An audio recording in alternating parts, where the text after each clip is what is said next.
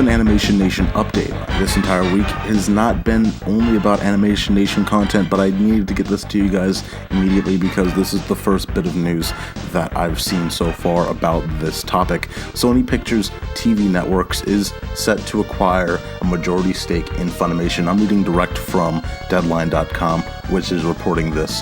Sony Pictures Television Networks is increasing its footprint in the anime space with a deal to pay $143 million for 95% of Japanese anime distributor Funimation Productions. Its catalog includes such popular titles as Dragon Ball Z, Cowboy Bebop, One Piece, My Hero Academia, and Attack on Titan. The agreement that values the company at about $150 million is subject to regulatory approvals and other closing conditions. Funimation CEO Gen Fukunaga will retain minority stake in the business and remain at his post. Funimation licenses and distributes Japanese anime content in the US and operates the subscription streaming service Funimation Now. The company also sells merchandise and DVDs through its website.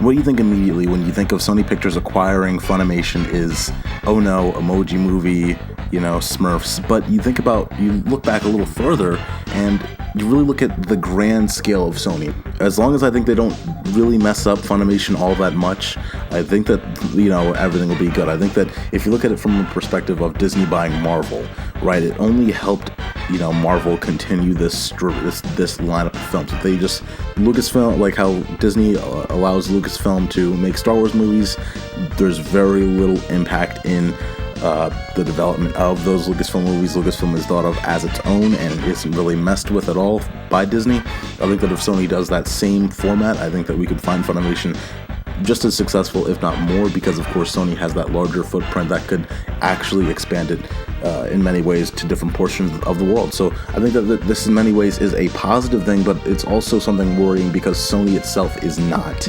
a company that I find great sustainability, and I don't think that it's, outside of its gaming division, all that healthy. So we'll have to see, where Sony goes with this in the future. We'll have to see how Funimation is adapted under the Sony name. I think that possibly the best thing that they could do, and the first thing that comes to my mind is Funimation getting more access, or Sony giving more access somehow on the PlayStation branding with this, and that's the first thing that comes to mind. But I think that there obviously is way more content that obviously could be provided in the future. Sony has PlayStation View and many other services, so we'll just have to see in the long term where this goes and what this means for Funimation's agreements, Funimation with Adult Swim and Funimation with all that stuff, and moving and having its content bungled all around in different television stations and all that. So I'm very curious, and this is a very curious time, and there are bits and pieces to worry about, but overall I think this is going to be good for Funimation and good for Sony. And definitely will keep their name from, more people will focus on Funimation than they will Emoji Movie, right? That's a good thing. So anyway, guys, what do you think? Tell me your thoughts in the comments. Thanks for watching. I'm Brian Swan, and as always, stay tuned for more.